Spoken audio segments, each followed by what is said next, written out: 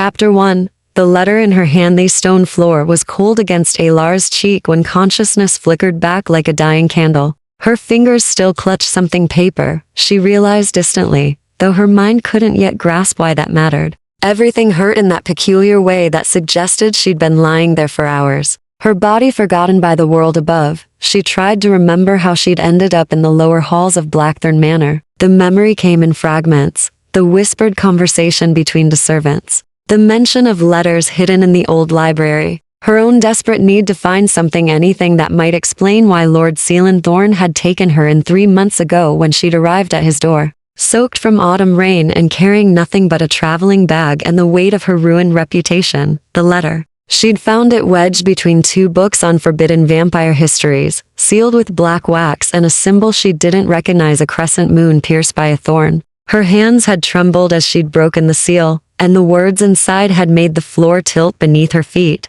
The blood debt cannot be paid in coin or service. 23 years have passed since you took the child. The council demands her return, or House Thorne falls to ruin. She belongs to the Night Vile Court, not to your protection. She'd read it 3 times before her vision had blurred, before her knees had given way, before the darkness had swallowed her whole. Now, as feeling crept back into her limbs, Alara heard footsteps approaching, measured, unhurried. The kind of steps that belonged to someone who had walked these halls for centuries. She knew those footsteps. They haunted her dreams and her waking hours in equal measure. You should not be here. Lord Sealand's voice cut through the shadows, soft as silk and twice as dangerous. Alara forced her eyes open, though the candlelight seemed too bright, too harsh. He stood perhaps 10 feet away, dressed in black as always, his pale face an elegant mask that revealed nothing. Even now, after 3 months of living under his roof, she couldn't guess his age.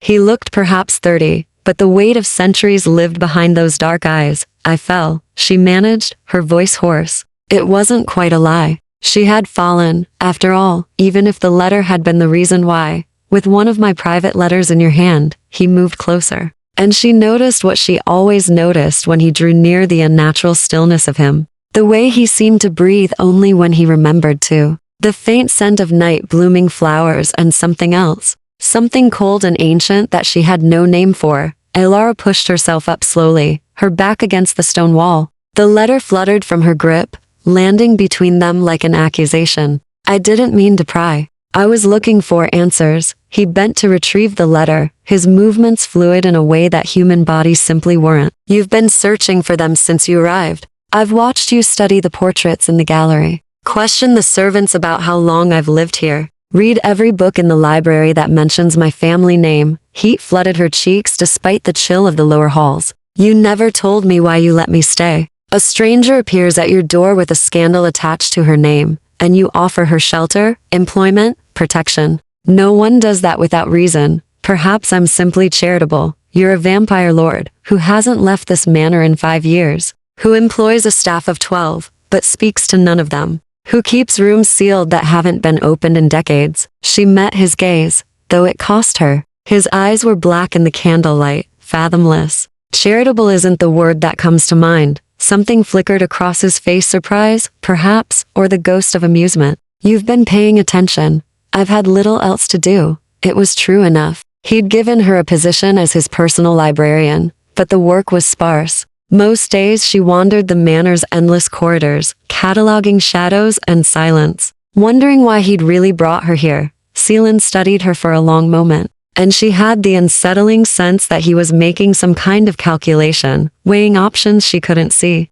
Finally, he extended one pale hand. Can you stand? She didn't want to take his hand. Some instinct warned her that touching him would change something fundamental, would cross a line she hadn't known existed. But pride wouldn't let her refuse. She placed her fingers in his, and the shock of contact nearly made her gasp. His skin was cool, not cold, but several degrees below human warmth, and his grip was gentle yet completely unyielding. He pulled her to her feet with effortless strength, and for a heartbeat they stood too close, her hand still caught in his. The letter, she whispered. Is it true? Did you take a child 23 years ago? Sealand released her hand and stepped back, his expression closing like a door. That is not your concern. It mentions me. A child, a blood debt, protection. Her voice gained strength even as her legs trembled. I'm 23 years old, Lord Thorn. I have no memory of my childhood before the age of 6. No family, no past, nothing but a name that might not even be mine. The silence stretched between them like a chasm. When he finally spoke, his voice was barely above a whisper. You should have left that letter where you found it. But I didn't. She lifted her chin, meeting his gaze again. So tell me the truth. Am I the child they want? Returned? Chapter 2. The truth in shadow. Scalen turned away from her, moving toward the narrow window that overlooked the manor's eastern gardens. Beyond the glass, dawn was still hours away, the world held in that deep darkness that belonged only to the dead of night. Alara watched the rigid line of his shoulders, the way his hands clasped behind his back with careful precision, as if he were restraining himself from some action she couldn't guess at. The Night Vile Court, he began. His voice, carrying the weight of old stones and older memories, rules the Eastern Territories. They govern through blood oaths and ancient contracts that even I, after 4 centuries, do not fully understand. 23 years ago, they came to me with a proposition. Alara's breath caught. 4 centuries. She'd suspected his age stretched beyond mortal comprehension. But hearing it spoken aloud made something in her chest tighten. A human child, he continued, still facing the window, born under specific circumstances they claimed, gave them legal claim to her life. They wanted to raise her in their court, train her for purposes they would not specify. The child's mother was dying. She begged me to intervene, and you did. Alara's voice was barely a whisper. I invoked an old law, one the Night Vile Court could not easily dismiss. I claimed blood debt protection, a vampire's right to shield a human life in exchange for future service. It bought time. He paused, and when he spoke again, there was something raw beneath his controlled tone. The mother died 3 days later. The child remained here, hidden, protected by technicalities and house laws that even the council hesitates to break. The stone wall was cold against Alara's back, but she needed its support. Her mind raced through fragments of memory, waking in a small room at 6 years old. A kind woman with silver hair, telling her she was safe now. The years that followed, in a quiet village with a family who'd claimed to be distant relatives, but had never quite met her eyes when she asked about her mother. You hid me.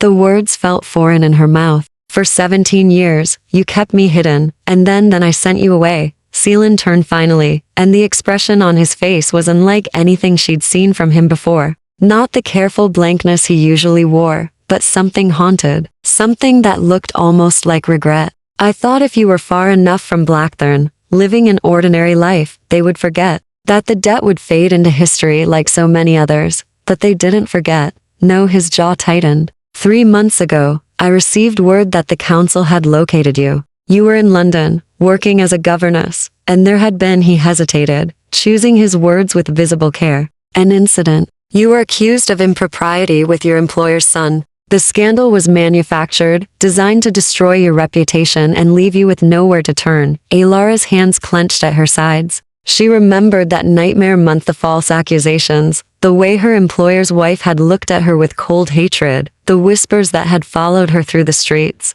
She'd lost everything, her position, her lodgings, her carefully built life. She'd had nothing left but enough coin for a train ticket north. Guided by an instinct she hadn't understood at the time. You brought me back here deliberately, she said, understanding dawning like cold water. Before they could take me, I thought I could protect you better under my own roof. Scalen moved toward her, closing the distance between them with those unnaturally smooth steps. I thought if they saw you were under direct house protection again, bound to me by employment and residency, they would have to negotiate through proper channels. I thought I had time to find a legal solution, but the letter says the council demands my return. Alara forced herself to hold his gaze, even though being this close to him made her pulse race in ways she didn't want to examine. What happens if you refuse? House Thorn falls to ruin. His voice was flat, matter of fact. The council will revoke our territorial rights, dissolve our alliances, and mark every vampire in my bloodline as oath breakers.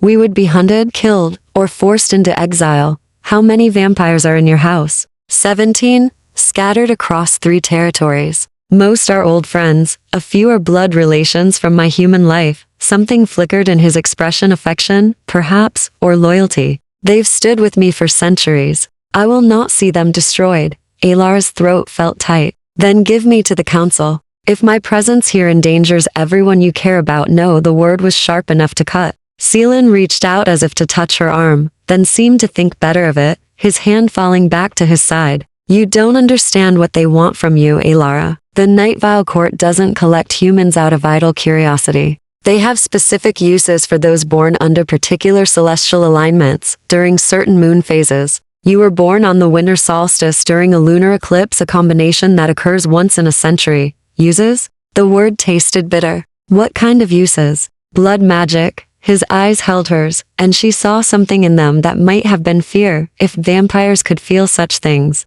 you would be a living reservoir, drained regularly to fuel their spells and rituals. They would keep you alive, they're very good at that, but you would not have a life. Not in any meaningful sense. The lower hall suddenly felt smaller, the shadows pressing closer. Alara wrapped her arms around herself, though it did nothing to ward off the chill spreading through her chest. So I'm trapped. Either I go to them and lose myself, or I stay here and watch innocent people suffer for my sake. There may be another option. Seelan's voice dropped lower, intimate and dangerous. But it would require you to trust me completely. And trust is not something I've given you much reason to offer, despite everything, the revelations. The fear, the impossible situation closing around her. Alara found herself studying his face in the candlelight. She'd spent 3 months watching him from a distance, cataloging his habits, trying to understand the contradiction of a vampire lord who treated his servants with distant courtesy, who spent his nights reading philosophy in 4 dead languages, who'd once spent an hour helping her reach a book on a high shelf and had smiled, actually smiled when she'd thanked him. Tell me the option, she said quietly, and I'll decide if I can trust you. Chapter 3. The Blood Oath. Proposal. Seelan gestured toward the narrow staircase that led back to the manor's main level. Not here. If we're to discuss this properly, you should at least be somewhere you won't collapse again. Alara wanted to argue that she was perfectly steady, but her legs chose that moment to tremble, betraying her. She followed him up the winding stairs, acutely aware of how he slowed his pace to match hers, how he stayed close enough to catch her if she stumbled, but far enough to maintain the careful distance he always kept between himself and others. They emerged into the library, her library, as she'd come to think of it over the past 3 months. The room was vast, lined floor to ceiling with books and dozens of languages lit by candles that Seelan must have set burning earlier. He moved to the fireplace and coaxed the dying embers back to life with practiced efficiency,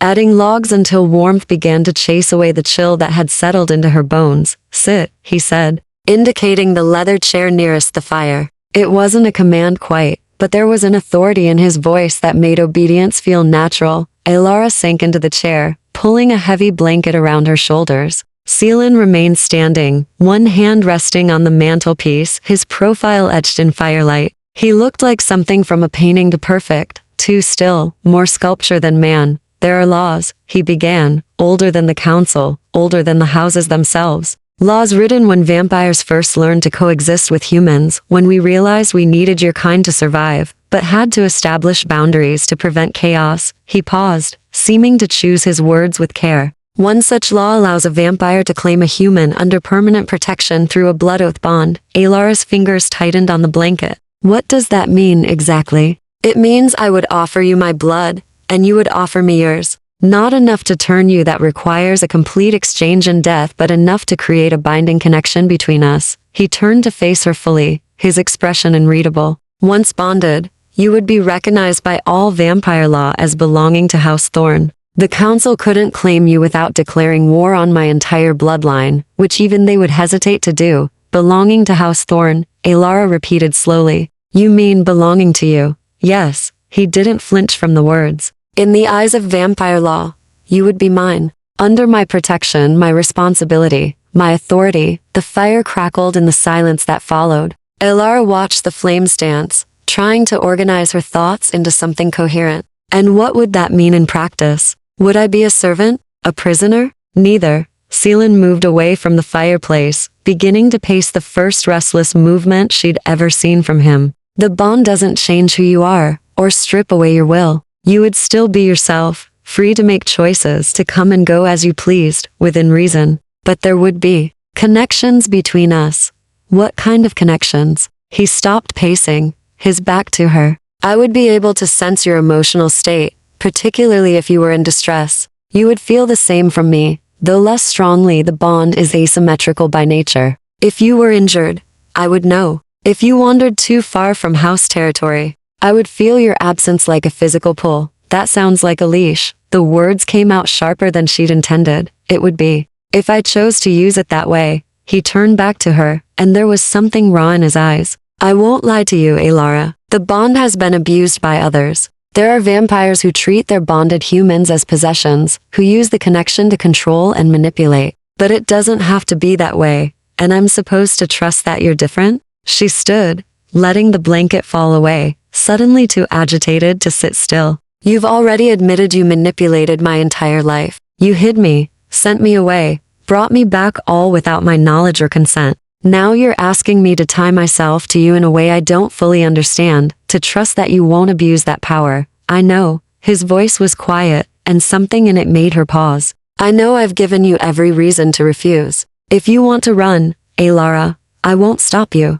I can give you money, documents, passage to the continent. You could disappear, build a new life somewhere. The council might never find you. Might, she echoed. But they found me once. They did. He met her gaze, and she saw the weight of centuries in his eyes. I won't promise you safety if you run. I won't promise you happiness if you stay. All I can offer is my protection, such as it is, and my word that I will never use the bond to control you against your will. Alara moved to the window, looking out at the dark gardens below. She could see her reflection in the glass pail drawn, her dark hair disheveled from lying on the stone floor. Behind her reflection, she could see Seelan's as well, a shadow among shadows. Why me? She asked softly. You could have let the council take me 23 years ago. You could have refused to help my mother. Why did you choose to protect a stranger's child at such cost to yourself? The silence stretched so long she thought he wouldn't answer. When he finally spoke, his voice was barely above a whisper. Your mother reminded me of someone I'd lost. Someone I'd failed to protect long ago. A pause. And when I looked at you, a 3-day-old infant who'd done nothing to deserve the fate the council had planned, I couldn't walk away. I've committed many sins across for centuries, Alara. Some I regret, some I don't, but saving you was the first purely good thing I'd done in longer than I cared to remember. She turned from the window to find him watching her with an expression she couldn't quite name. Vulnerability, perhaps. Hope, maybe. Or simply exhaustion, the weariness of someone who'd carried a burden alone for far too long. If I agreed to this bond, she said carefully, would it be permanent? Or could it be broken? Only through death, he said. Mine or yours. There is no other way to sever it once established. That's quite a commitment. It is. He took a step toward her, then stopped, maintaining that careful distance. I won't pressure you, Alara. This must be your choice, freely made. But I need you to understand the council's patience is running out. The letter you found was the third warning. If I don't respond within a fortnight, they'll come for you themselves. 2 weeks, she laughed, though there was no humor in it. To decide the rest of my life. I'm sorry, and he sounded it genuinely. Deeply sorry in a way that made something in her chest ache. Alara looked at him across the firelit library. This ancient creature who'd shaped her life from the shadows, who'd protected her at great cost, who was now offering her a choice that felt like no choice at all. I need time to think, of course. Seelan moved toward the door, then paused. For what it's worth, I would do everything in my power to make the bond bearable for you. You would want for nothing, and you would always have my protection. After he'd gone, Alara sank back into the chair, staring into the fire until her eyes burned. 2 weeks to choose between becoming a blood magic reservoir for the council or binding herself eternally to a vampire lord she barely knew. Neither option offered freedom, but one, at least, came with a promise of protection, and perhaps,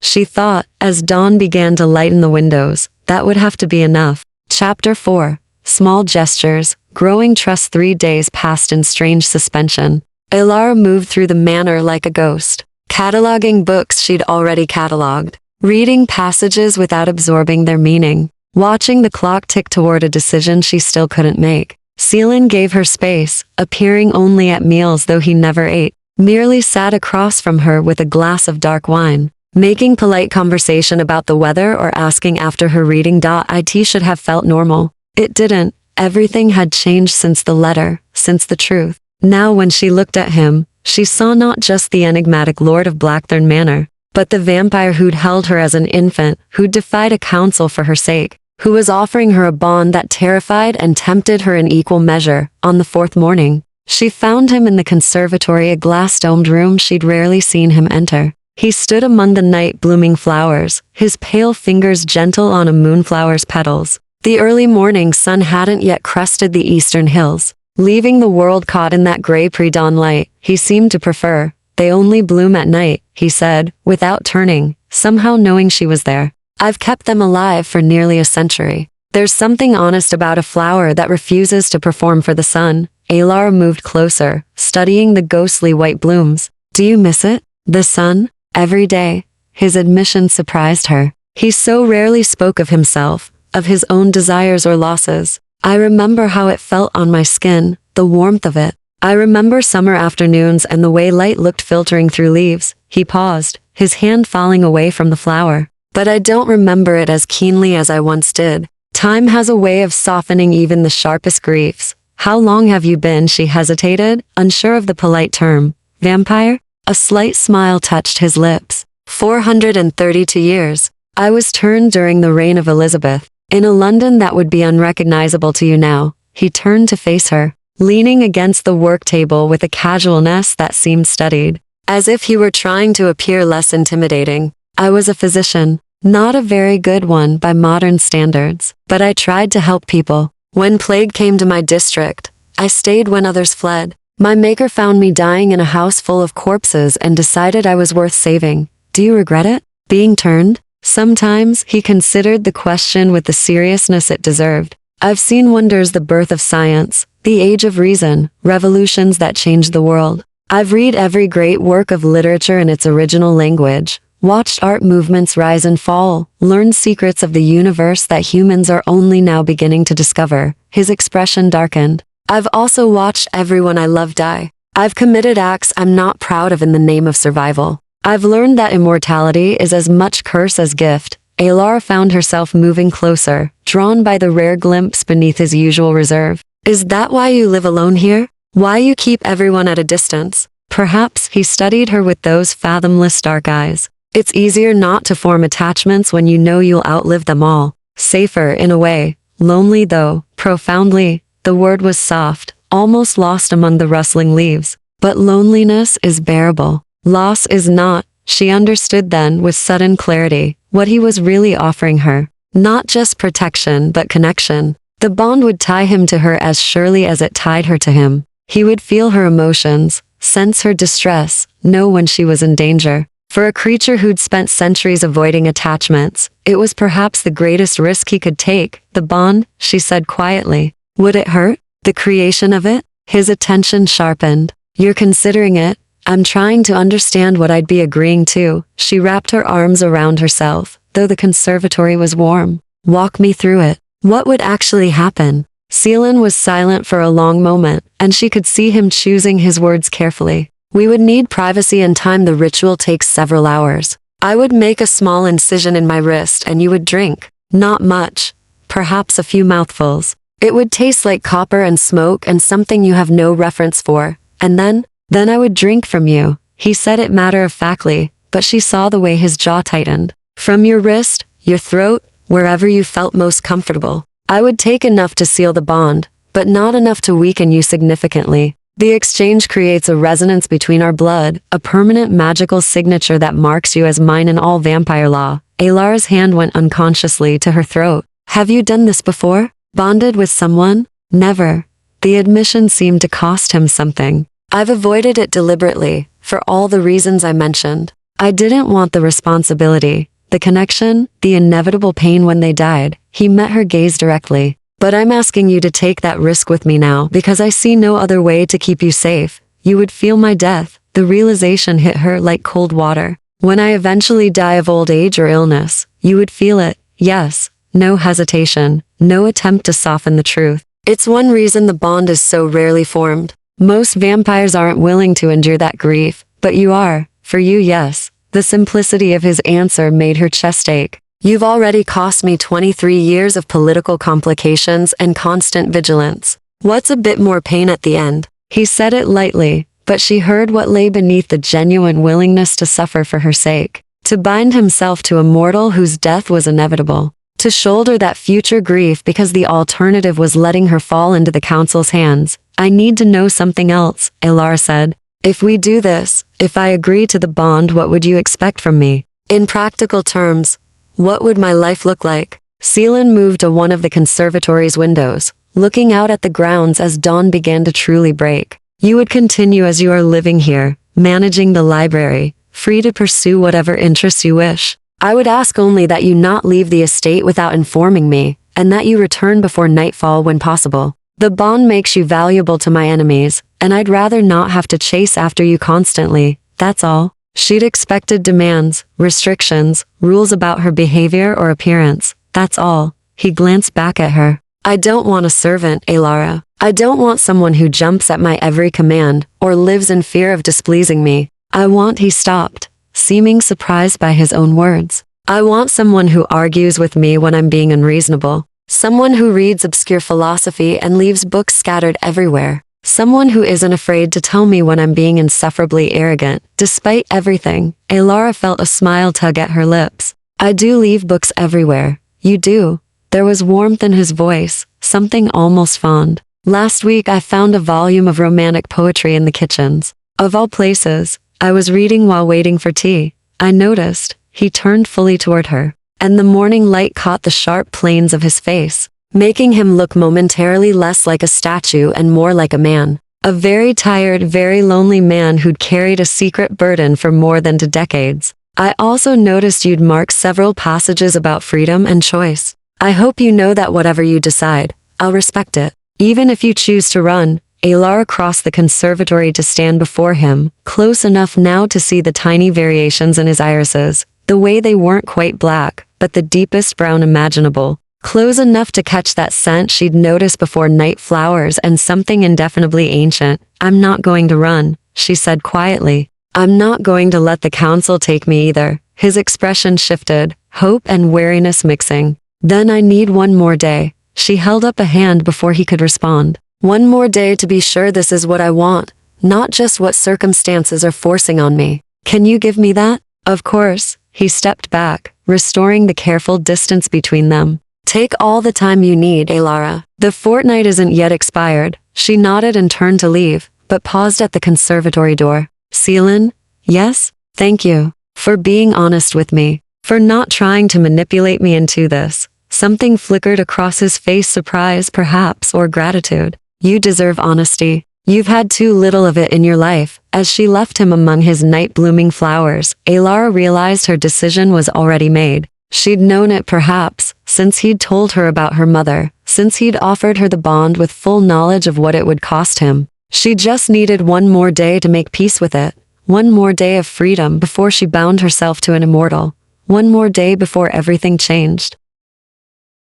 Chapter 5. When darkness commenced, the attack came at twilight. Elara had spent the day in solitary contemplation, walking the manor's grounds, rehearsing the words she would say to Seelan when night fell. She'd made her decision during the long afternoon hours, watching clouds drift across an indifferent sky, and found a strange peace in the choosing. The bond terrified her still, but it was a terror she could name and accept. Unlike the formless dread of waiting for the council to strike, she was crossing the east garden when she heard a sound like breaking glass, followed by a woman's scream from inside the manor. Elara ran. The servants' entrance stood open, the door hanging from broken hinges. Inside, the hallway was chaos. Mrs. Ashford, the housekeeper, lay crumpled against the wall, blood streaming from a gash on her temple. 2 of the maids huddled in a doorway, their faces white with terror. Run, Mrs. Ashford gasped when she saw Elara. They've come for you. Lord Seelan said, she coughed, pressing a hand to her ribs. He said you must run.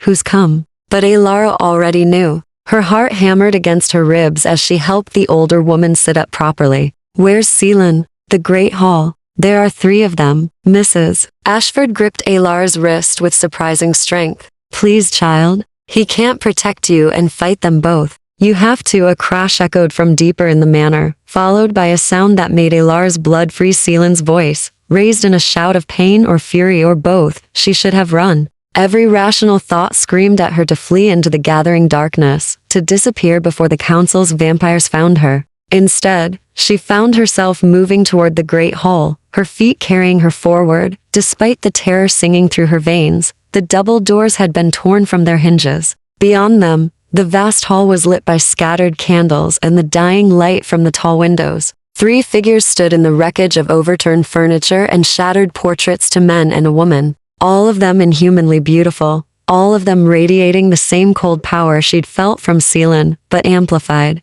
sharpened into something predatory. Seelan faced them near the fireplace, and even from the doorway, Alara could see he was injured. His left arm hung at an odd angle, and dark blood nearly black in the dim light stained his shirt from a wound she couldn't quite see. "The girl," said the woman, her voice like honey over steel. She was small, delicate, with silver hair that fell to her waist, and eyes the color of mercury. "We'll take her and leave. No need for further unpleasantness, Seelan. She's under house protection." Seelan's voice was strained but steady. "You have no legal claim while she resides here voluntarily." Voluntarily. One of the men laughed, a tall figure with auburn hair and a smile that promised cruelty. "Does she know what you are, Thorn? Does she understand that you're a killer who's bathed in more blood than the council ever has? Does she know," the woman added, gliding closer to Seelan with inhuman grace, "that you've been lying to her since the moment she arrived? That you never intended to give her a choice, only the illusion of one?" Alara's breath caught. She should have stayed hidden, should have let this play out without revealing herself. But something in Seelan's expression, the way his jaw tightened, the flash of what might have been shame in his eyes made her step forward into the hall. "I know enough," she said, her voice stronger than she felt. "I know he's protected me when he didn't have to. I know he's offered me options when he could have simply claimed me by force." 3 pairs of inhuman eyes turned toward her, and the weight of their attention was like a physical thing, pressing against her skin. The woman smiled, revealing teeth that were just slightly too sharp. The prize herself. She took a step toward Alara, then another, moving with that same fluid grace. "Do you have any idea what you are, child? What potential sleeps in your blood? I know you want to use me for blood magic." Alara forced herself to stand her ground, though every instinct screamed at her to run. "I know I was born during a rare celestial event. That makes me valuable to you." "Valuable?" The woman laughed, the sound like breaking crystal. "You could power the Night Vile Court for decades. Your blood could fuel spells that would reshape territories, break ancient curses, grant us dominion over rival houses. And Seelan has kept you locked away here like a miser hoarding gold." "She's a person," Seelan growled, trying to move between Alara and the advancing vampire. "Not a resource to be exploited." "How noble." The auburn-haired man moved suddenly, faster than Alara's eyes could follow, and Seelan was slammed against the wall with enough force to crack the stone. "How utterly pointless," Alara screamed. She couldn't help it, the sound tore from her throat as she watched Seelan struggle against the hold, watched him gasp as the other male vampire appeared behind him, pressing something sharp against his throat. "Here's what's going to happen," the woman said, still walking toward Alara with measured steps. "You're going to come with us peacefully. If you resist, we'll kill everyone in this manor, every servant, every human who's ever shown you kindness. And then we'll kill Seelan, very slowly, and make you watch." The council, Seelan started. "The council authorized this retrieval." The woman's smile widened. "You're out of time, Thorn. Out of legal options, out of political maneuvers, out of everything except stubbornness and misplaced sentiment." Alara's mind raced. She had no weapons, no training, no hope of fighting 3 ancient vampires. But she had something they didn't expect. She had already made her choice. "I claim blood oath protection," she said clearly, the words coming from some instinct she didn't know she possessed. "Under the old laws, I offer myself freely to House Thorn and request the bond." The silver-haired woman stopped mid-step. Across the hall, the 2 men holding Seelan went suddenly still. "You can't," the woman said, but there was uncertainty in her voice now. "The bond requires time. Ritual, it requires consent." Alara interrupted, her heart hammering so hard she thought it might break through her ribs. "Mine and his. I'm giving it. Here now, before witnesses." "Alara, no." Seelan's voice was anguished. "You don't understand what I understand perfectly." She met his eyes across the ruined hall, and something passed between them, understanding, acceptance, perhaps even gratitude. "I choose this. I choose you," the woman hissed, a sound no human throat could make. The bond isn't valid until the blood exchange is complete. We can still, can you? Ilara asked, with a boldness that surprised even herself. Can you really risk killing me or taking me by force, now that I've publicly declared my consent? What would the council say about vampires who violated the old laws so blatantly? Silence fell over the great hall, broken only by the crackle of the fire and the ragged sound of Seelan's breathing. The two male vampires exchanged glances, and Ilara saw calculation in their expressions, a weighing of risks and rewards. This isn't over, the silver-haired woman said finally, her mercury eyes promising retribution. You've bought yourself time, nothing more. The bond must be completed within 3 days, or your consent becomes void. And if Seelan fails to seal it properly, if there's any irregularity, we can exploit. There won't be, Seelan said, his voice gaining strength despite his injuries. Release me and leave my house, now.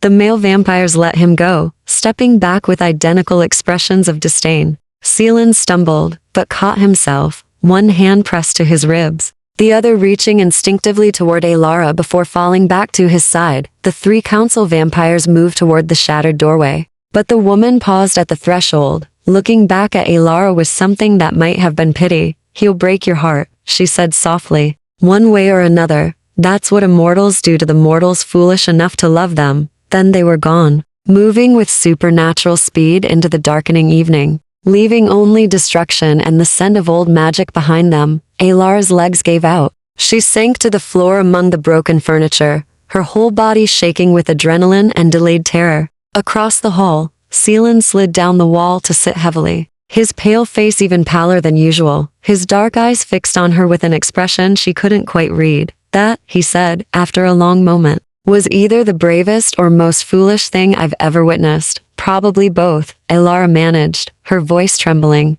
Are you badly hurt? I'll heal.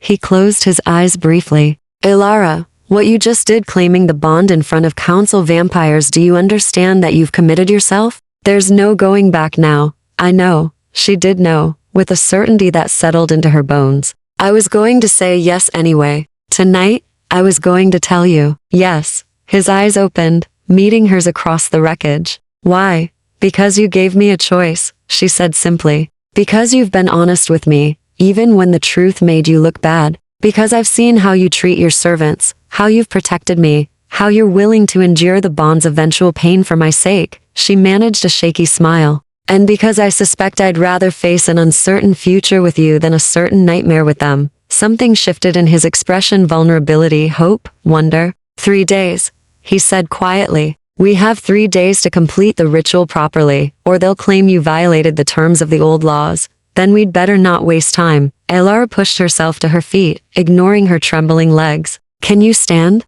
Chapter 6. Blood and Revelation. Ilara spent the next hour helping Mrs. Ashford tend to the injured servants. The housekeeper's wound had looked worse than it was, a shallow cut that bled dramatically but would heal cleanly. The maids were shaken but unharmed, and the footman who'd tried to bar the council vampire's entry had only a sprained wrist to show for his bravery. You should have run. Mrs. Ashford said quietly, as Ilara helped her to a chair in the servants' hall. When I told you to run, I know. Ilara wrung out a cloth and cool water, dabbing at the dried blood on the woman's temple. I couldn't. The housekeeper's weathered hand caught Ilara's wrist, her grip surprisingly firm. You claimed the bond. I heard you. You know about. Ilara stopped, realizing how foolish the question was. Of course the servants knew. They'd worked for a vampire lord for years. They would understand the old laws better than she did. We all knew it would come to this eventually, Mrs. Ashford said, her voice dropping lower so the others wouldn't hear. When he brought you back 3 months ago, looking at you the way he did, like you were something precious and breakable, we knew. What way? Ilara asked, unsure. She wanted the answer. Like a man who'd found something he'd thought lost forever, the housekeeper released her wrist, settling back in the chair with a wince. Lord Seelan has been alone a very long time, miss. Longer than is healthy, even for one such as him. When you arrived, something in him woke up, started caring again. Ilara thought of Seelan in the conservatory, talking about loneliness and loss, admitting he'd avoided the bond for centuries because he couldn't bear another death. He told me he's never bonded with anyone before. He hasn't, Mrs. Ashford nodded slowly. And it frightens him, I think. Not the ritual itself, but what comes after. The caring, the connection, the inevitable ending. Her eyes, sharp despite her age, studied Alar's face. Are you prepared for that, miss? For what it means to be bound to someone who will outlive you by centuries? I don't know, Alar admitted. But I'm more prepared for that than for what the council wanted to do to me. Fair enough, the housekeeper managed a small smile. For what it's worth, I think you'll be good for him. He needs someone who isn't afraid to argue, who sees him as something more than a monster or a master. Before Alara could respond, the door opened and Seelan appeared. He'd changed clothes and cleaned the blood from his skin, though his face was still too pale, his movements careful in a way that suggested lingering pain. But his arm hung properly now, whatever damage healed or healing. Mrs. Ashford, he said quietly. I apologize for bringing danger to your door. Nonsense, my lord. The housekeeper straightened, despite her injuries. We all knew the risks when we took positions in a vampire's household. None of us blame you. Something flickered in Seelan's expression, gratitude, perhaps, or relief. He turned to Alara. May I speak with you? Privately? She followed him from the servants' hall, through corridors lit by candles that cast dancing shadows on the walls. He led her not to the library or the conservatory, but to a part of the manor she'd never entered, a wing that had always been locked. Forbidden. My private chambers, he explained, unlocking a heavy oak door with an iron key. The ritual must be performed in a place of power, somewhere I've lived and bled and dreamed. Nowhere in this manor carries more of my essence than here. The room beyond was not what she'd expected. Instead of the gothic excess she'd imagined, coffins and dark draperies and macabre decorations, she found a space that was almost austere. A large bed with simple linens, shelves lined with books in a dozen languages, a desk covered in papers and half-finished correspondence. The only luxury was a fireplace of black marble, carved with symbols she didn't recognize. She searched for the right word. Human. I was human once. He moved to the fireplace, touching one of the carved symbols with something like reverence. I try not to forget that, even after all these years. He turned to face her, and in the firelight his features seemed softer, more approachable. Alara, before we begin this, before we bind ourselves together, I need to tell you something. Her heart began to race. What is it? The woman in the hall, the one who said I'd been lying to you. He took a breath. He didn't need a habit from his human days. She wasn't entirely wrong. I have been keeping something from you. Alara's stomach tightened. What? Your mother. Seelan moved away from the fireplace, restless again, that earlier stillness abandoned. I told you she died 3 days after I claimed protection over you. That was true. What I didn't tell you was that she made me promise something before she died. What promise? She asked me to raise you myself. His voice was rough with old pain. She said you deserved to know what you were, to grow up understanding the magical world that would always be part of your fate. She wanted you to be strong, educated, prepared, but you didn't raise me. The words came out harder than she'd intended. You sent me away to a village, to strangers who told me nothing. I know. He stopped pacing, facing her directly. I convinced myself I was protecting you by keeping you ignorant, by giving you a normal human childhood, far from vampire politics and blood magic. But the truth is, I was protecting myself. I was afraid that if I kept you close, if I watched you grow from infant to child to woman, I would become too attached. That I would care too much, and when you inevitably died, it would destroy me. Alara felt something crack open in her chest, not quite anger, not quite sympathy, but some complicated mixture of both. So you abandoned your promise to my dying mother because you were afraid of caring about me. Yes. No excuses, no justifications, just brutal honesty. It's one of the greatest regrets of my very long life. Your mother trusted me with her final wish, and I failed her. I failed you. The silence that followed was heavy with things unsaid. Alara moved to the window, looking out at the darkened grounds, trying to organize her swirling thoughts into something coherent. Why tell me this now? She asked finally. Why not keep it secret? I would never have known, because I won't build the bond on lies. Seelan's voice came from behind her, close, but not touching. If we do this, if we tie ourselves together for the rest of your life, you deserve to know exactly who I am. Not the noble protector, not the vampire lord who defied the council, just me. With all my failures and fears and selfish choices, She turned to find him watching her with an expression of such raw vulnerability that it stole her breath. This was not the composed, controlled Seelan she'd come to know. This was someone stripped bare, offering himself for judgment. Are you trying to make me change my mind? The question came out softer than she'd intended. To convince me not to go through with the bond? No, he shook his head slowly. But I'm giving you the chance to change it freely, with full knowledge of who you're binding yourself to. I'm a coward, Alara. I've spent 4 centuries avoiding genuine connection because I'm terrified of loss. I've made choices that hurt you because I was too weak to face my own fear. And now? She took a step toward him, then another. Are you still too weak? I don't know. The honesty in his voice was almost painful. But I'm willing to try. For you, I'm willing to face the fear. To care, even knowing how it ends. To be the person your mother asked me to be, even if I'm 2 decades too late. Alara stopped in front of him, close enough now to see the fine lines at the corners of his eyes. The way his jaw tightened with emotion, he was fighting to control. She thought about everything he'd told her, the broken promise, the cowardice, the regret. She thought about the council vampires and their casual cruelty, about the life of blood magic and imprisonment that awaited her if she ran, and she thought about standing in the Great Hall 3 days ago, watching him protect her, even when it meant taking injuries himself, about the conservatory conversation, his admission of loneliness, about the way he'd given her choice after choice, even when it would have been easier to simply claim her. My mother, she said quietly, asked you to raise me strong and educated. To prepare me for the magical world. She did, then teach me. Alara held his gaze, her decision crystallizing into certainty. Starting now. Starting with this bond. Teach me the vampire laws, the blood magic, the house politics. Don't shelter me from the darkness anymore. Make me strong enough to stand beside you, not just hide behind your protection. Something shifted in Seelan's expression, surprise giving way to something that looked almost like pride. You're sure? The ritual itself will be intimate, uncomfortable, perhaps even frightening. And once it's done, you'll be bound to the vampire world forever. There's no going back to the simple human life you might have had. I was never going to have that life. She lifted her chin, meeting his dark eyes without flinching. The council made sure of that the day I was born. So teach me to survive in the world I actually live in, not the one I lost before I could remember it. Seelan reached out slowly, giving her time to pull away, and took her hand in his. His skin was cool against hers, his grip gentle despite the inhuman strength she knew he possessed.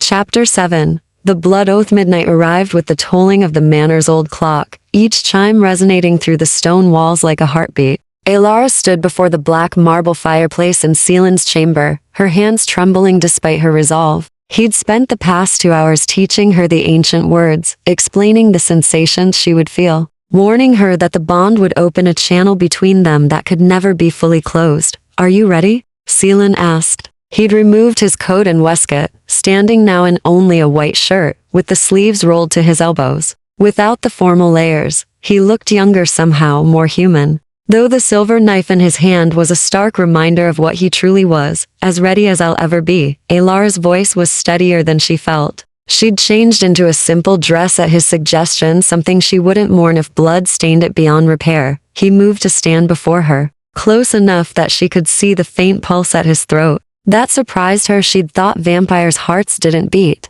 When she mentioned it, he smiled slightly. They do, just very slowly. Once every few minutes, just enough to move the blood through our veins. He set the knife on the mantelpiece, then took both her hands in his. Before we begin, I need to ask one final time. Are you certain, Alara? Once I speak the binding words, once our blood mingles, there is no undoing this. You will be mine in the eyes of every vampire in existence, and I will be responsible for you until death claims one of us. I'm certain. She squeezed his hands, drawing courage from the coolness of his touch. I choose this. I choose you. He nodded, something fierce and grateful flashing in his dark eyes. Then we begin. Kneel with me. They sank to their knees on the stone floor before the fireplace. The flames cast dancing shadows across Seelan's face, making him look otherworldly, ancient, beautiful in a way that had nothing to do with human standards of beauty, and everything to do with the power he carried in his blood. Repeat after me, he said, his voice dropping into a cadence that felt ritualistic, formal. I, Alara, offer my blood freely to House Thorn. I, Alara, offer my blood freely to House Thorn. Her voice echoed in the quiet chamber. I bind myself willingly to Seelan Thorn, accepting his protection and his authority as my own. She repeated the words, feeling them settle into her bones like a weight. I bind myself willingly to Seelan Thorn, accepting his protection and his authority as my own. I understand that this bond cannot be broken save by death, and I enter into it with clear mind and willing heart. I understand that this bond cannot be broken save by death, and I enter into it with clear mind and willing heart. Seelan reached for the silver knife, his movements precise and ceremonial. Now I will speak my vows. He held her gaze as he spoke, his voice resonating with power that made the air itself seem to thicken. I, Seelan Thorn, accept this offering of blood and life. I bind myself as protector, guardian, and shield to Alara. Her enemies become mine. Her safety becomes my sacred duty. Her life becomes precious above all others. He placed the knife against his left wrist, the blade gleaming in the firelight. I offer my blood in return, that she may carry my power and my protection within her veins. I seal this bond with the authority of House Thorn and the ancient laws that govern our kind. Without hesitation, he drew the blade across his wrist. Dark blood welled up immediately, nearly black in the dim light, carrying that scent of night flowers and something indefinably old. He held his wrist toward her, and Alara's stomach clenched. You need to drink, he said softly, his free hand coming up to cup her cheek. Just a few mouthfuls. It will taste strange, nothing like human blood. Don't be afraid. Alara leaned forward, her hands coming up to support his arm. She hesitated for only a moment before pressing her lips to the wound. The taste exploded across her tongue, copper and smoke, yes, but also something rich and complex, like wine aged for centuries, like earth after rain, like darkness made liquid. It was overwhelming and intoxicating and utterly alien. She swallowed once, twice, 3 times, before he gently pulled his wrist away. Enough, he murmured. Any more and you'll become ill. The world tilted slightly. Alara felt heat spreading through her chest, radiating outward like she'd swallowed molten gold. Seelan's hand on her cheek steadied her, his thumb brushing away a drop of blood at the corner of her mouth. Now comes my part, he said, his voice rougher than before. I need you to tell me where you feel most comfortable. Your wrist, your throat, anywhere with easy access to veins. Alara's heart hammered against her ribs. She'd thought about this moment during the preparation, tried to imagine what it would feel like to have his mouth on her skin, his teeth breaking through. The throat seemed too intimate, too vulnerable. She extended her right wrist toward him. Here. Seelan took her wrist in both hands, his touch gentle despite the strength she knew he possessed. He turned her arm so the inside of her wrist faced upward, his thumb finding her pulse point. It will hurt for a moment, he warned, but only a moment. Then it will feel different, strange, but not painful. I trust you. And she did, she realized. Despite everything, despite the fear and uncertainty, she trusted him not to harm her unnecessarily. He lowered his head, his dark hair falling forward to curtain his face. She felt his breath against her skin, cooler than a human's, and then the sharp pressure of his teeth. The pain was bright and immediate, making her gasp. But it faded almost instantly, replaced by a pulling sensation that was indeed strange, but not unpleasant. Heat flooded through her again, stronger this time, and she felt something else, a presence in her mind that wasn't her own. Not thoughts exactly, but emotions, sensations. Seelan's hunger tightly controlled, his relief that she was safe, his fear that he was hurting her, his wonder at the taste of her blood, which apparently carried notes of summer sunlight and growing things, flavors he hadn't experienced in for centuries. I can feel you, she thought, and somehow knew he heard her. His emotions shifted, surprise, then something warm and almost tender. The bond came, his thought, not in words, but in pure meaning that her mind translated. We're connected now. He withdrew his teeth carefully, sealing the wound with his tongue in a gesture that should have been disturbing, but somehow wasn't. When he looked up at her, his eyes had changed, the brown so dark it was nearly black now held flecks of red, like embers in shadow. It's done, he said quietly. Can you feel it? The connection between us? Alara nodded, overwhelmed by the double awareness of her own emotions and his. She could feel his presence, like a second heartbeat, steady and eternal, anchoring her to something vast and ancient. Is it always this intense? It will settle over the next few days, become background noise, unless one of us is in distress or experiencing strong emotion. He helped her to her feet, his hands steadying her when she swayed. How do you feel? Dizzy? Nauseous? Lightheaded? She pressed a hand to her forehead, feeling the world spin gently. And warm. So warm. My blood, working through your system. It will pass. He guided her toward the bed, helping her sit on its edge. You should rest. The bond takes energy to establish, and you've been through enough tonight. But Alara caught his hand before he could step away. Wait, stay with me. Just for a little while. Something shifted in his expression: vulnerability, gratitude, wonder. Are you sure? I don't want to stay, she repeated, squeezing his hand. Please. He sat beside her on the bed, maintaining a careful distance, but not releasing her hand. Through the bond, she felt his emotions clearly now, the loneliness of centuries beginning to crack. Hope warring with fear, and underneath it all, a fierce protectiveness that took her breath away. I can feel what you feel, she whispered. Is it the same for you? Yes. His thumb traced circles on the back of her hand. Though the bond is asymmetrical, I feel you more strongly than you feel me. Right now, I can sense your exhaustion, your fear, your curiosity, and something else, something I don't quite have a name for. What is it? Relief, perhaps, or peace. He looked at her with those ember-flecked eyes. You're not regretting this even now. That surprises me.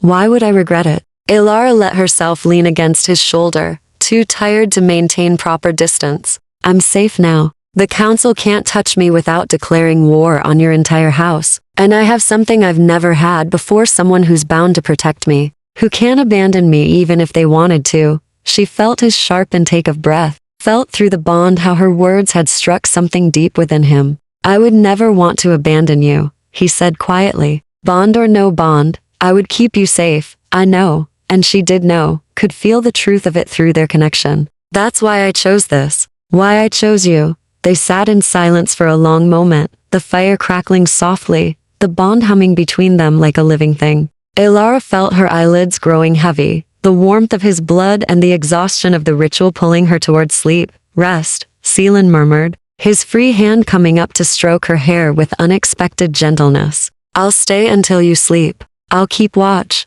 Promise? The word came out slurred, sleep already claiming her. I promise. His voice was the last thing she heard before darkness took her. I'll always keep watch over you now. That's what the bond means. Chapter 8.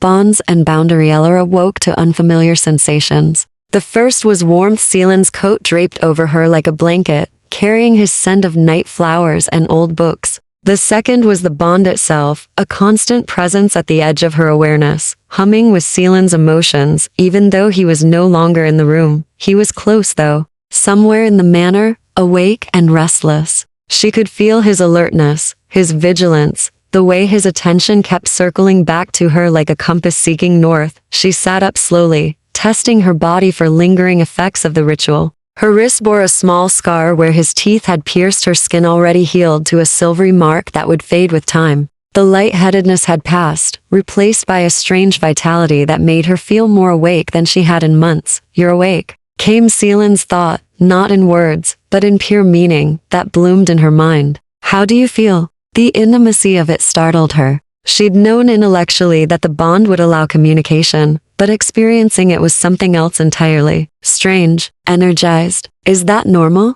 My blood in your system? It will fade over the next day or so. She felt his concern through the connection, his need to ensure she was truly well. Come downstairs when you're ready. We have things to discuss. Alara found fresh clothes laid out on a chair. Someone, probably Mrs. Ashford, had been in while she slept. She changed quickly, noting that it was late afternoon. She'd slept nearly 16 hours. The bond thrummed with Seelan's awareness of her movements, and she realized with a jolt that their connection worked both ways. He would always know where she was, whether she was safe, what emotions ran strongest through her. The thought should have felt like a violation. Instead, it felt like being anchored to something solid in a world that had proven treacherous. She found him in the library, standing by the window with a book in hand, though she suspected through the bond that he hadn't been reading it. He turned when she entered, his dark eyes studying her with an intensity that made her breath catch. You look well, he said. Better than I expected, actually.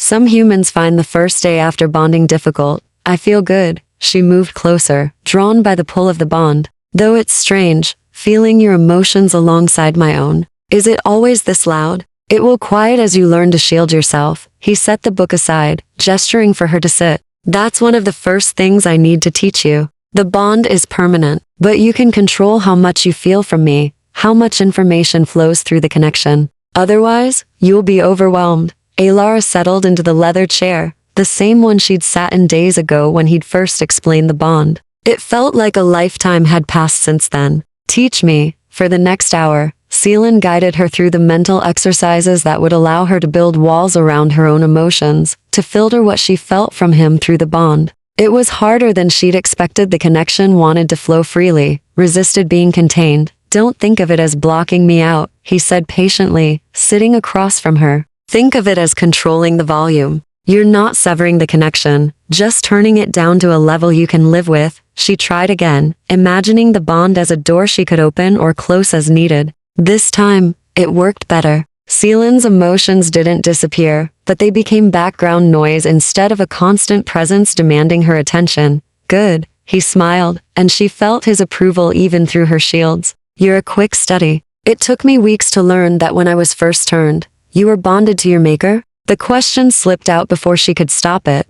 All newly turned vampires have a temporary bond with their makers, yes. It fades after the first year. Once we've learned control. His expression grew distant. My maker was not kind. The bond was a leash he used to control me, to punish me when I displeased him. I vowed then that if I ever formed a permanent bond, I would never use it that way. Alara felt the truth of his words through their connection. Old pain. Determination, a fierce need to be better than the one who'd made him. Is he still alive? No, I killed him after my first century. Seelan's voice was matter of fact, but she felt the complex emotions beneath: satisfaction, guilt, relief, regret. He was hunting humans for sport, violating every law we have about respecting mortal life. I challenged him and won. Do you regret it? No, he met her gaze directly. I regret what he made me, the cruelty he taught me. The years I spent believing vampires were simply predators who happened to look human. But I don't regret ending him before he could corrupt others the way he corrupted me. The honesty of it struck her. He wasn't trying to paint himself as a hero or justify his actions. He was simply telling her the truth, letting her see all of him: the killer, the protector, the man who'd spent centuries trying to be better than his beginning. What other laws are there? Alara asked, shifting the conversation. You mentioned rules about respecting mortal life. What else should I know about your world? Seelan's expression lightened slightly, relieved by the change in subject. Many things. The vampire world is governed by strict laws, most of them designed to keep our existence hidden from mainstream human society. We don't kill indiscriminately. Every death attracts attention, and attention leads to hunters. We don't turn humans without council approval. New vampires must be trained, controlled, integrated into houses.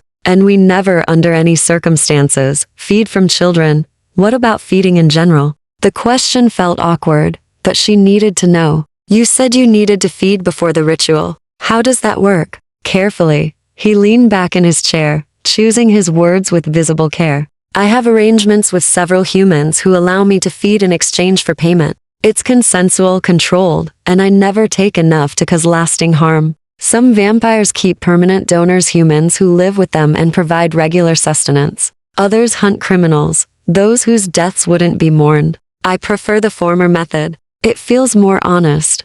Will you need to feed from me? Now that we're bonded? The question hung in the air between them. Through the bond, she felt his surprise, his careful consideration of how to answer. I could, he said finally. Bonded blood is more potent, more satisfying than ordinary human blood. But I won't, not unless you explicitly offer. And even then, only if you're certain. His jaw tightened. The bond already gives me considerable power over you, Alara. I won't add to that imbalance by making you my food source. She appreciated the honesty, the respect for her autonomy. But something in his answer nagged at her. What if I wanted to offer? Would that be allowed? Allowed, yes. Advisable? He shook his head. Bonded feeding creates additional intimacy, additional connection. It would make the bond harder to shield, harder to maintain appropriate boundaries. And we need boundaries. It wasn't a question. We do. He stood. moving to the window again in that restless way she was beginning to recognize as a sign of discomfort.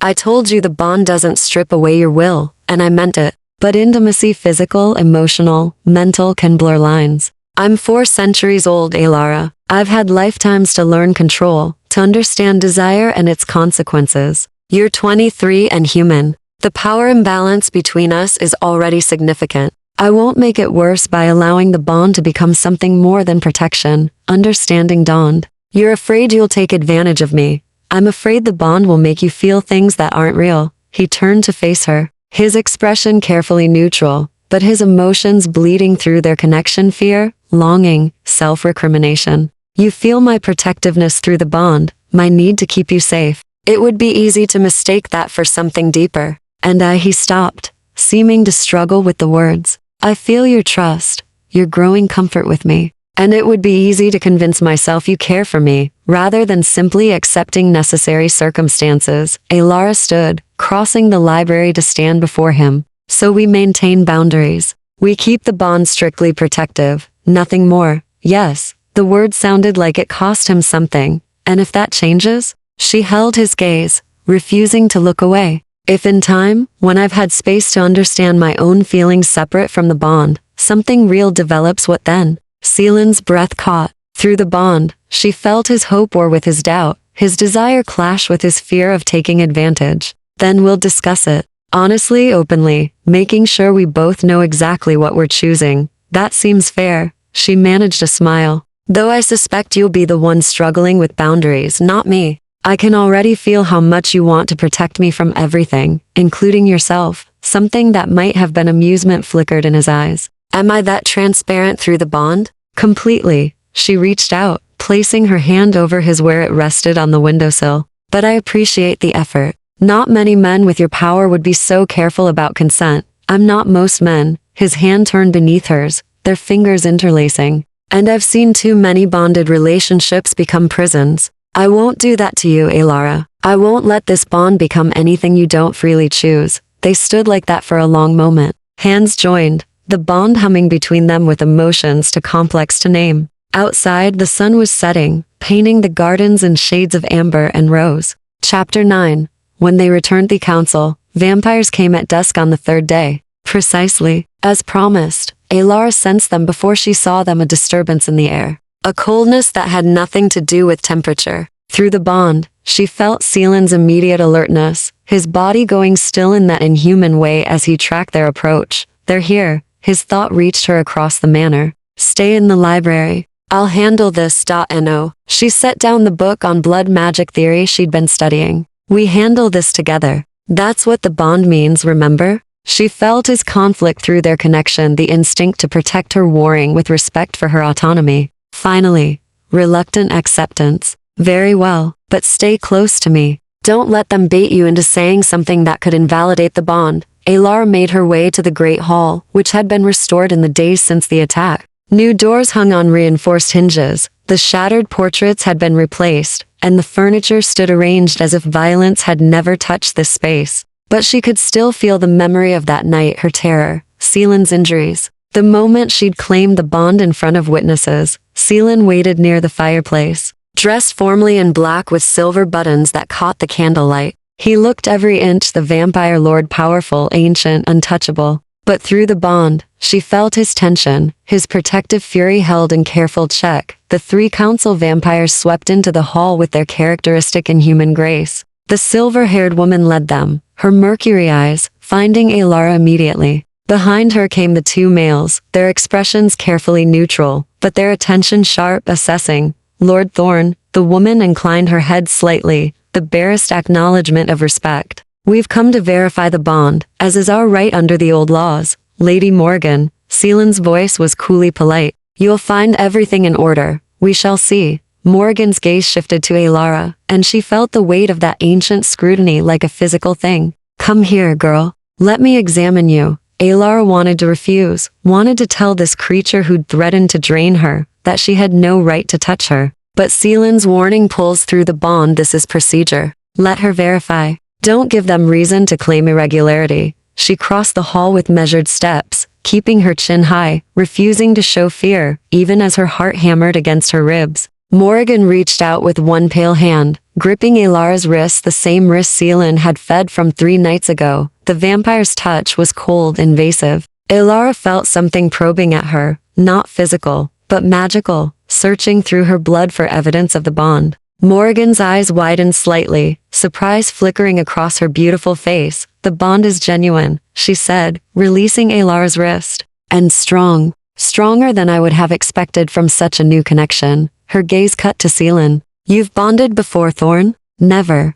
His voice remained level. As you well know. Then how? Morgan circled Alara slowly, studying her from all angles. The bond shouldn't be this established after only 3 days. There's a depth here, a resonance that typically takes months to develop. Through the bond, Alara felt Seelan's own surprise. He hadn't expected this either. Whatever this was, one of the male vampires stepped forward, the auburn-haired one who'd slammed Seelan against the wall. Perhaps the bond was established earlier than claimed. Perhaps Lord Thorn has been lying about the timeline. I've lied about nothing. Seelan's voice took on an edge. The bond was sealed 3 nights ago, witnessed by my household. If it developed more quickly than usual, perhaps that speaks to the strength of our connection, not to any deception. Or perhaps, Morgan said softly, the girl is more powerful than we realized. Blood magic potential doesn't just make one valuable for rituals, it can amplify bonds, deepen connections, create resonances that ordinary humans couldn't achieve. She smiled, and it was not kind.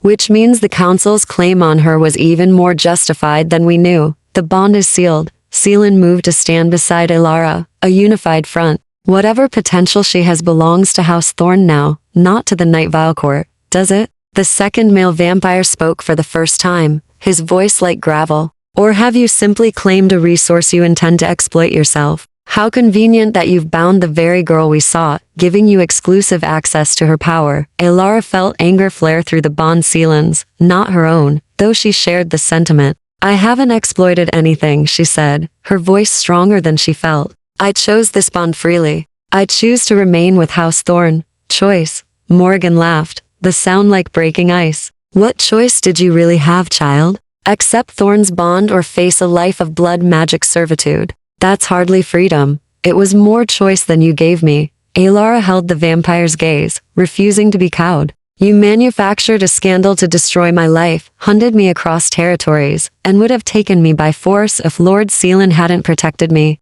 Don't speak to me about freedom when you've done everything possible to strip mine away. Silence fell over the hall. Through the bond, Alara felt Seelan's surprise at her boldness. His pride, and underneath it, his fear that she'd said too much. But Morgan's expression shifted not to anger, as Alara had expected, but to something almost like respect. You have spirit. That's good. You'll need it. Bound to someone like Thorn, she turned to Seelan. The bond is valid. We cannot contest it without breaking laws older than the council itself. The girl is yours, Thorn. Congratulations. However, the auburn-haired vampire added, his voice sharp with malice, the bond doesn't absolve House Thorn of other obligations. The council has not forgotten the political debts you've accrued over the years. This matter may be closed, but others remain open. Seelan's jaw tightened. I'm aware of my obligations. See that you are. Morgan moved toward the door, her companions following. But she paused at the threshold,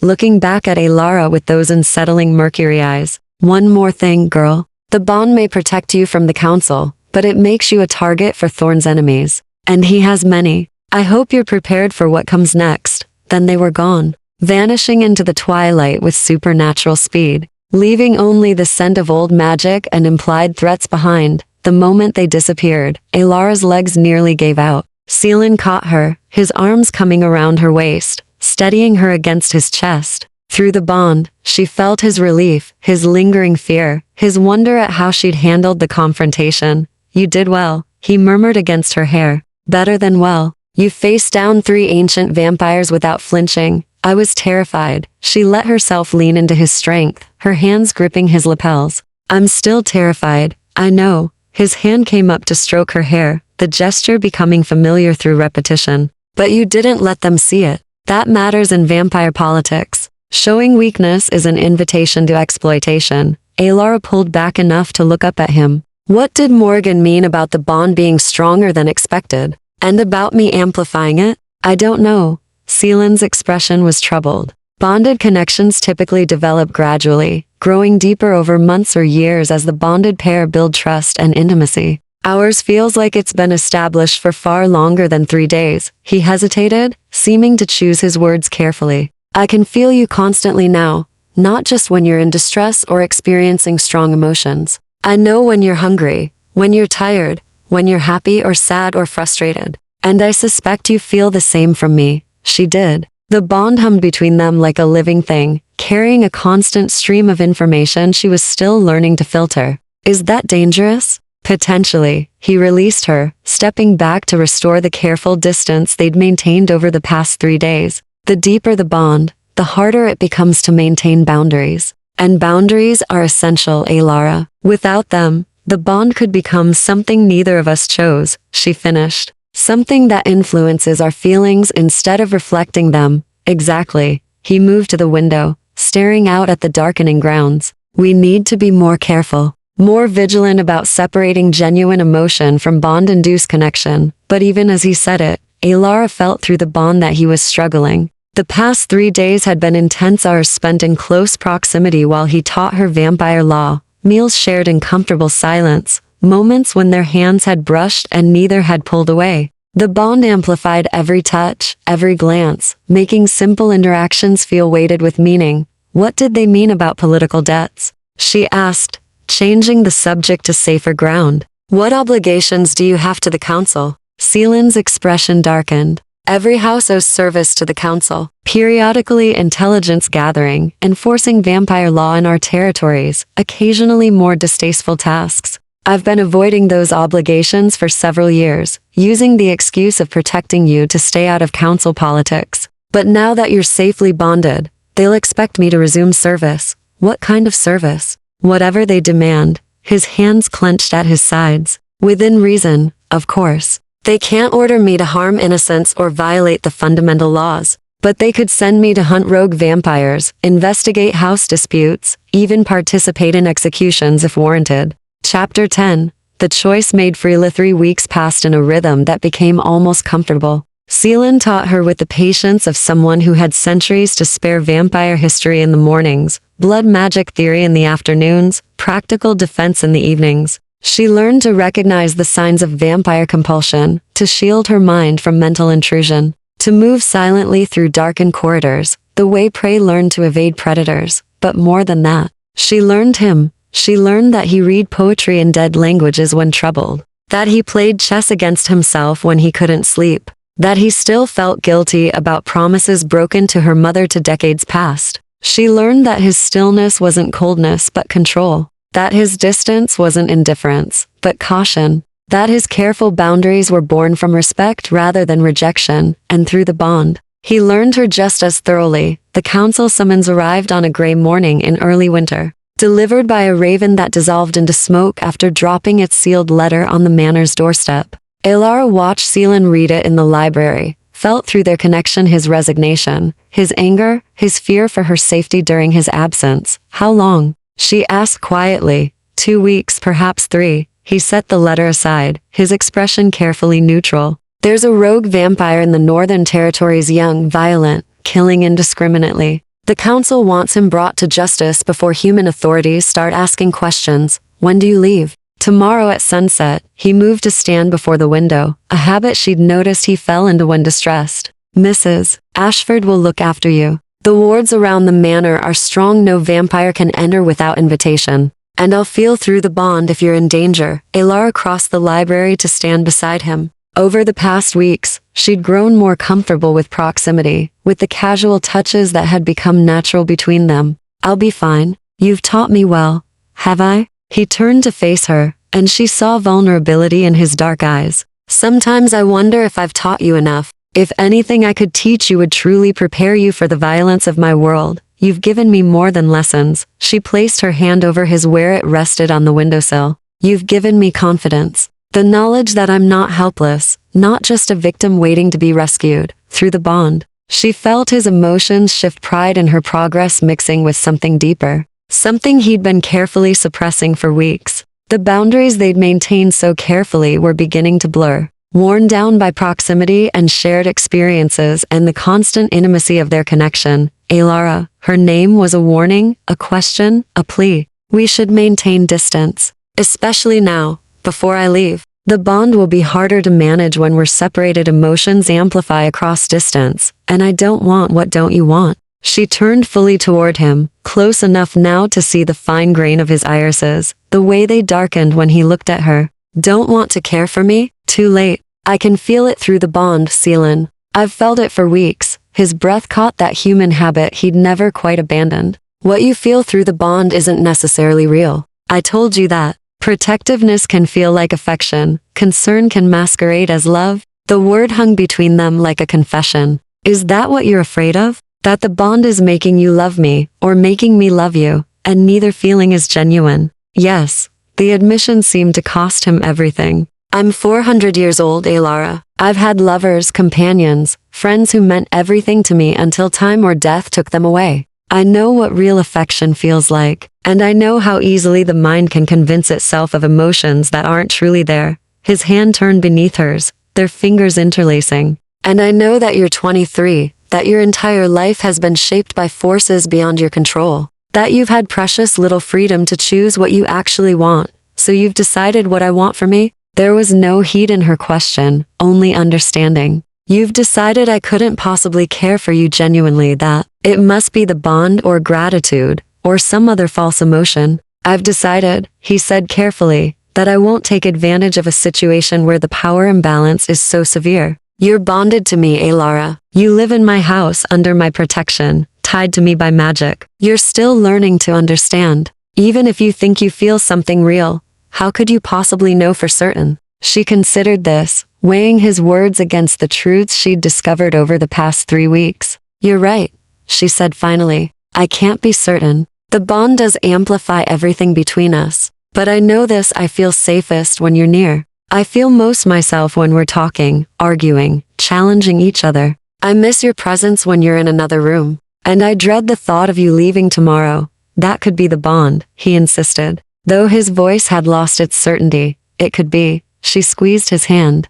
Or it could be genuine. The only way to know is to give it time, space, honesty. To see if these feelings survive separation, if they grow stronger or fade when we're apart. Seelan's expression shifted, hope warring with fear, desire clashing with duty. And if they don't fade? If when I return, we both still feel this pull between us, then we stop fighting it. Alara lifted her free hand to his face, her palm against his cool cheek. Then we acknowledge that maybe, just maybe, the bond didn't create these feelings, but simply revealed what was already beginning. He leaned into her touch despite himself, his eyes closing briefly. I don't want to hurt you. I don't want to be one more person who takes your choices away. Then give me this choice. She stepped closer, eliminating the careful distance they'd maintained. Let me decide what I want, who I want. Trust me to know my own heart, even if it takes time to be certain. Through the bond, she felt his control cracking, felt the loneliness of centuries giving way to desperate hope.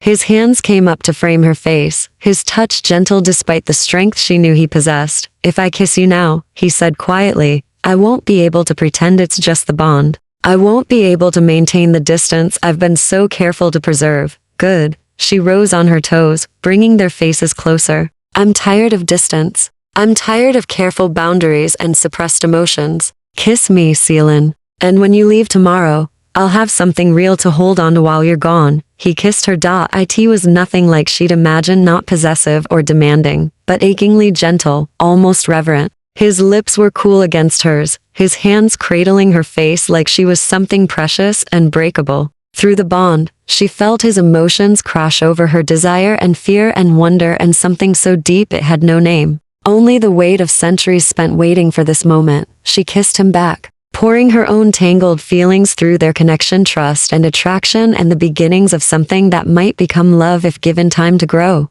Her hands slid into his dark hair, and she felt him shudder, felt his control slip further as he pulled her closer. When they finally broke apart, both were breathing hard, her from necessity, him from habit and emotion. He rested his forehead against hers, his eyes still closed, his hands still cradling her face. This complicates everything, he murmured. I know. She smiled, despite the truth of it. But I'd rather have complicated and real than simple and hollow. He opened his eyes, studying her with an intensity that made her breath catch. When I return, we'll talk about this properly. About what we want, what we're willing to risk, how to navigate a relationship built on a bond that will outlast your natural lifetime. The reminder of her mortality hung between them, but Alara refused to let it darken the moment. When you return, she agreed. But for now, for tonight, can we just have this? No worrying about the future. No analyzing whether our feelings are genuine. Just us. Something shifted in his expression. Acceptance, perhaps, or surrender. Just us, he repeated. For tonight, they spent the evening in the library, sitting close on the leather sofa, her head on his shoulder while he read poetry aloud in languages she didn't understand but found beautiful nonetheless. Through the bond, she felt his contentment, his wonder that this was real, his determination to survive whatever the council demanded so he could return to her, and she felt her own certainty crystallizing that whatever happened next, whatever challenges they faced, she had made the right choice. Not just in accepting the bond, but in choosing to pursue what lay beyond it. When dawn approached and he had to seek his rest, he kissed her again at the door to his chambers, longer this time, deeper. A promise of what might come when he returned. Stay safe, he whispered against her lips. Shield yourself, trust the wards, and if anything feels wrong, anything at all, reach through the bond. I'll come back if you need me. Council summons be damned. I'll be safe. She smoothed her hands over his chest, feeling the slow beat of his heart beneath her palms. You're the one hunting a rogue vampire. Promise me you'll be careful. I promise. One last kiss, brief and sweet. 3 weeks at most. And then we'll figure this out together. She watched him disappear into his chambers, felt through the bond as sleep claimed him with the sunrise. Then she made her way to her own room, crawling into bed as gray light crept across the sky. 3 weeks.